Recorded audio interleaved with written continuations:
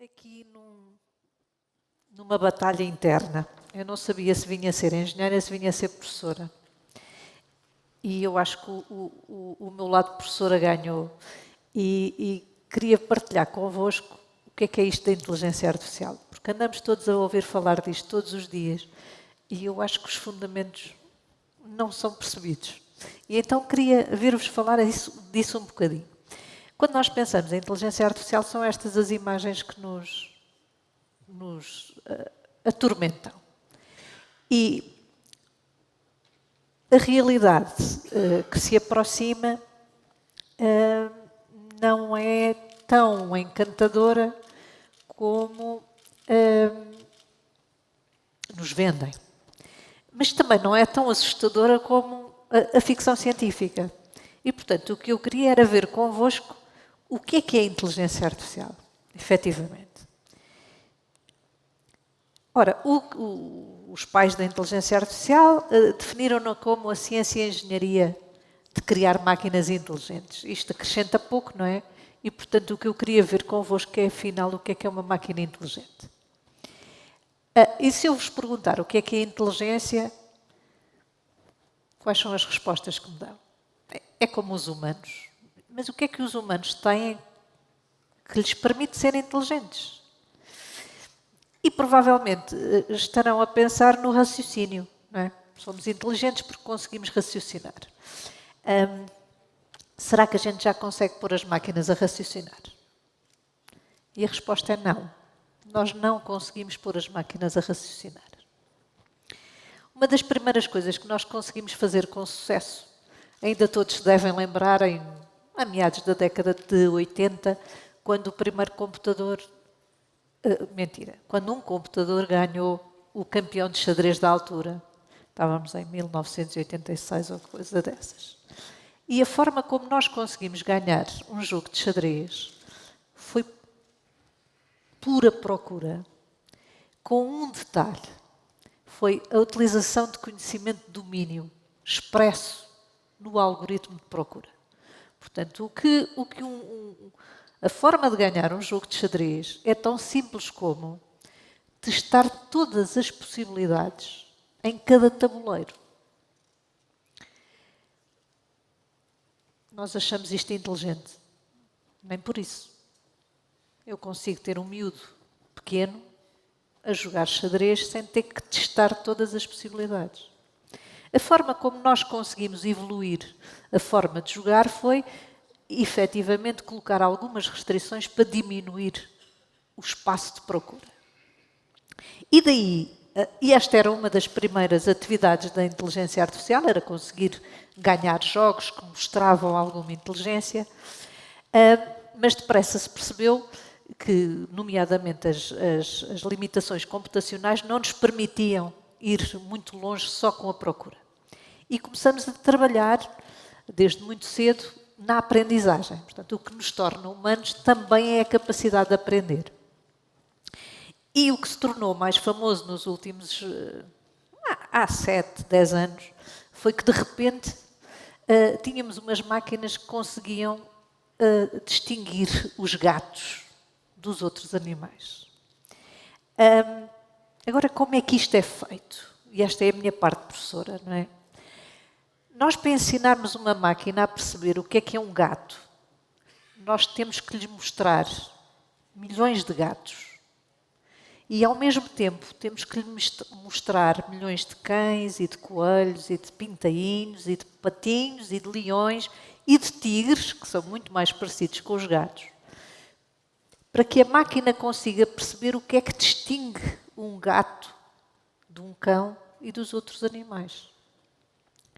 Portanto, efetivamente, o que nós andamos a tentar fazer é aprender uma função matemática. Eu imagino que os presentes não eram assim tão fãs de matemática como provavelmente os engenheiros são, não é? Nós vibramos com a matemática. O que nós andamos a tentar fazer é isto, é arranjar uma função matemática que pega num objeto, aplica a função e diz, isto é um gato. Ou diz, não, isto não é um gato, isto é um cão. Imaginem que eu vos pergunto qual é a minha altura. Eu estava aqui a pensar em usar quantos anos é que o Sporting volta a ser campeão, quantos anos é que demora o próximo treinador do Benfica no cargo, mas acho melhor, mais seguro, perguntar-vos para adivinharem a minha altura. Quanto é que eu meço?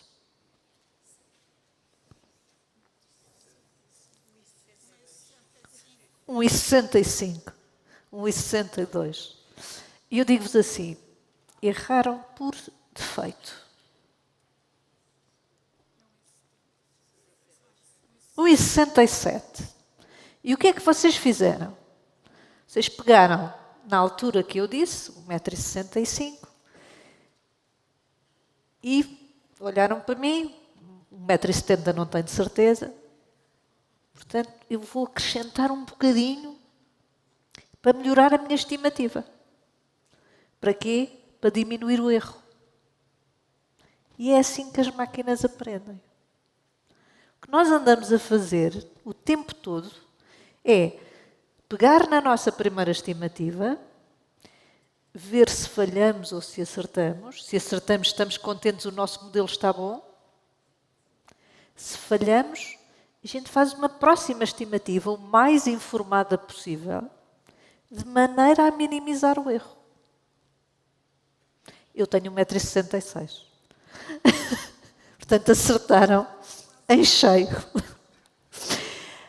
Nós temos um português muito famoso que eu não posso deixar de trazer aqui, que é o professor Pedro Domingos, que há uns anos escreveu um livro, em 2016, que o livro foi publicado. O livro chama-se O Algoritmo Mestre. E o Bill Gates considerou uma das leituras obrigatórias para quem quer perceber o que é a inteligência artificial. De facto, é extraordinário e ele consegue explicar estas coisas sem uma única fórmula. Portanto, é uma leitura recomendadíssima. Há em português, em inglês, nesta altura já deve estar traduzido para mais línguas, mas um livro extraordinário. E uma das coisas que ele nos vem dizer é que nós temos 5 formas de representar a inteligência artificial. No fundo, a inteligência artificial desenvolveu-se em 5 vertentes.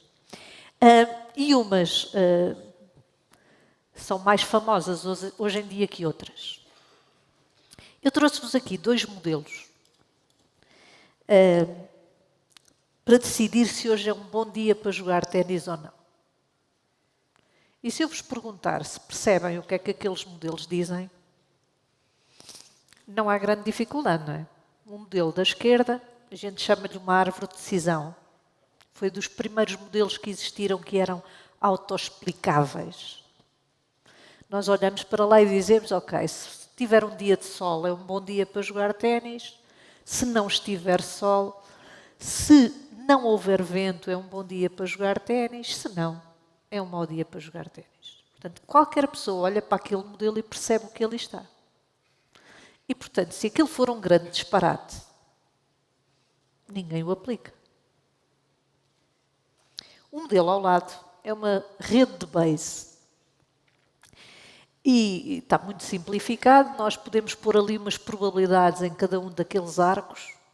E então eu posso dizer qualquer coisa como, se tivermos uma probabilidade de 50% de estar sol e 80% de não fazer vento, eu tenho 90% de certeza que é um bom dia para jogar ténis. E, pelo menos em Portugal, temos feito um esforço muito grande para sempre que trabalhamos com médicos, apresentamos modelos destes. Durante muitos anos. Isto deixou de ser verdade quando se deu o boom do deep learning. Toda a gente ouviu falar das redes neuronais profundas. E então eu achei que vos devia trazer aqui a explicação básica, completamente limitada e simplicista do que é uma rede neuronal artificial. Portanto, eu não vos vou explicar o que é um neurónio, não é? Provavelmente não. Tenho a certeza absoluta que todos vocês me explicavam melhor a mim o que é isto. Mas assim, de um ponto de vista da engenharia, o que nós achamos é, isto é uma célula que tem entradas, uma célula não, uma unidade que tem umas entradas, portanto, recebe umas coisas E quando atinge um determinado nível de excitação, emite uma saída, emite um sinal. E, portanto, o que nós fizemos foi simplificamos isto. E então, nós representamos um neurónio assim. E se quiserem pensar que eu quero decidir se hoje é um bom dia para jogar ténis ou não, o que eu vou dar ao meu neurónio são as características do dia. Se está sol, se está chuva, se está vento. E ele faz umas contas e diz cá para fora, hoje é um bom dia. Hoje está sol, não há chuva, por aí fora. Como é que ele aprende isto? Porque nós mostramos os tais milhões de exemplos de fotografias de gatos, ou de ecografias, ou do que quer que seja. E a máquina consegue, por redução do erro, e se lembrarem um bocadinho da matemática lá do 10º, usando as derivadas, ele vai diminuindo o erro. E foi assim que a gente chegou a uns modelos um bocadinho mais complexos, não é? Agora juntamos vários neurónios, eles alimentam-se uns aos outros e chegamos aos modelos da GenAI, em que há uns anos nós tínhamos meia dúzia de neurónios, em que tinham meia dúzia de ligações entre eles. E, portanto, eram modelos que, apesar de nós olharmos para lá e não conseguirmos explicá-los, tínhamos alguma certeza do que é que eles estavam a fazer. Neste momento, estamos a falar de modelos deste género com bilhões de ligações. E a aprendizagem que nos permitiu pôr carros a conduzir sozinhos, a detectar tumores nas ecografias ou nas MRIs, que eu nem sei dizer em português, não é? Tomografias, essas coisas que vocês usam todos os dias, foi o que nos levou logo a seguir à compreensão da língua natural. Portanto, conseguimos com estas redes neuronais pôr as máquinas a perceber o que nós dizemos. E, portanto, o Neil mostrou-vos aqui um exemplo ótimo de como já conseguimos falar com a máquina consegue perceber o que nós estamos a dizer, perceber, entre aspas, e depois consegue criar texto para falar connosco. Nós conseguimos finalmente ganhar o teste Turing. O teste Turing dizia que, quando tivéssemos uma máquina que conseguisse enganar um humano de que estávamos a falar com um humano em vez de uma máquina, tínhamos a inteligência artificial. E, efetivamente, nós neste momento temos. Qualquer um de vocês que falem com uma destes novos chatbots são perfeitamente enganados. Daqui, só um pormenor. Quando nós quando começamos a investigação em língua natural, o nosso objetivo era conseguir perceber e gerar o texto, a palavra, não é? O que a gente tem agora com a Generative AI não é mais do que isso. E, portanto, quando nós achamos que temos aqui uma entidade omnisciente, capaz de responder a todas as nossas questões, nós estamos profundamente enganados. Porque o que aquelas máquinas sabem é produzir texto.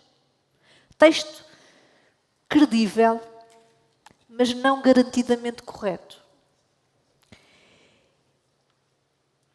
Tem-se vindo a falar, e a Europa está na frente da legislação sobre o assunto, concordo plenamente que vai sempre a reboque dos avanços tecnológicos, mas tem feito um esforço para legislar sobre o assunto. E a lei da IA centra-se sobretudo na identificação do risco associado à inteligência artificial. E é verdade que, se nós olharmos e nos inspirarmos na ficção científica, nas notícias falsas, nas campanhas de spam que nos aparecem todos os dias, nós percebemos que há um conjunto de riscos muito grande. Mas eu acho que não é o maior risco. Porque a Europa está muito consciente, os Estados Unidos foi atrás, até a China já legislou sobre a inteligência artificial. E quando o que está por trás, os modelos, são conhecidos e a investigação científica publica os seus resultados, é difícil que venha alguém e que consiga controlar o mundo, digo eu, com o meu otimismo. O que eu acho que nós não estamos a conseguir é garantir a segurança de usar a inteligência artificial. Eu acho que o maior risco para a humanidade, de facto, é que nós deixemos que as máquinas passem a decidir. E quando nós pomos nas mãos de toda a gente ferramentas como estes LLMs, que permitem a um aluno fazer um trabalho em seu nome, que permitem quase a um médico tomar a decisão por eles, é aí que está o verdadeiro risco. Porque, acima de tudo, nós não temos formação, nós cidadãos, não temos formação para lidar com estas coisas. Eu queria partilhar convosco um exemplo de uma situação que se passou comigo. Eu estou a orientar uma aluna e nós queríamos fazer um algoritmo novo de detecção de anomalias. E tivemos uma ideia e perguntamos a um destes mecanismos, por acaso até perguntamos a dois, se já existia esse algoritmo. Portanto, era um algoritmo muito simples que eu queria adaptar para um contexto novo e perguntamos se existia. E a resposta de um deles foi não. Não disse que não, que ele nunca diz que não, mas deu uma resposta que se percebia que não havia o que eu estava à procura. O segundo mecanismo disse-me, sim, isso existe. Funciona assim, assim, assim, assim. Eu achei piada, achei que era uma abordagem bastante positiva, simples, mas perfeitamente plausível, e pedi-lhe a referência.